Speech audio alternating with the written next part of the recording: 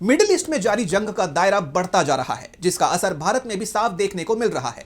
समस्या सिर्फ एलपीजी तक ही सीमित नहीं रह गई है, बल्कि अब इस जंग में जनता को कई परेशानियों का सामना करना पड़ रहा है। और इस बीच लोकसभा में नेता विपक्ष और कांग्रेस सांसद राहुल गांधी ने मोदी सरकार को बड़ी चेतावनी दे दी है। तो क्या कुछ बोले हैं राहुल और क्या है पूरी खबर, देखेंगे इस रिपोर्ट में। मिडिल ईस्ट में जारी जंग की आंच भारत में दिखाई दे रही है।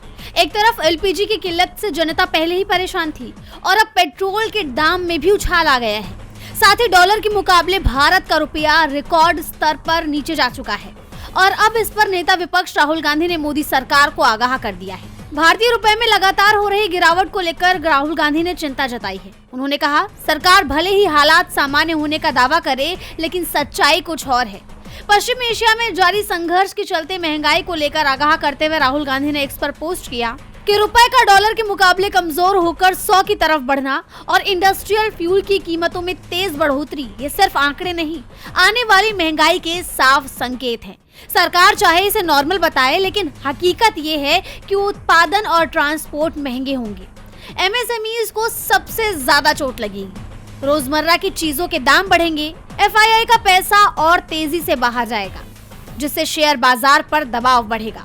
यानी हर परिवार की जेब पर इसका सीधा और गहरा असर पड़ना तय है। ये सिर्फ वक्त की बात है। चुनाव के बाद पेट्रोल, डीजल और एलपीजी की कीमतें भी बढ़ा दी जाएंगी। मोदी सरकार के पास न दिशा है न रणनीति, सिर्फ बयानबाजी है। सवाल ये नहीं है कि सरकार क्या कह रही है, सवाल ये है कि आपकी थाली में क्या बचा है। जैसा आप जानते हैं कि 28 फरवरी से शुरू हुआ अमेरिका, इजराइल और ईरान के बीच टकराव बीते 22 दिनों से जारी है। युद्ध की आंच खाड़ी देशों के अलावा भारत तक पहुंच चुकी है। भारत आने वाले तेल और गैस के जहाजों को होर्मुज क्षेत्र से गुजरने में चुनौतियों का सामना करना पड़ रहा है। भारत से फल सब्जियां निर्यात करने वाले किसान भी चुनौतियों से जूझ रहे हैं। वहीं जानकारों का मानना है कि अगर जल्द ही शांति बहाल नहीं हुई तो पश्चिम एशिया की इस लड़ाई का असर लंबे समय के लिए देखने को मिल सकता है। और अब राहुल गांधी ने भी इस पर मोदी सरकार को आगाह कर दिया है। लेकिन देखना होगा कि चेतावनी मिलने के बाद भी मोदी सरकार स्थिति को सुधारने के लिए कोई ठोस कदम उठाती है या नहीं। डीबी लाइव की रिपोर्ट।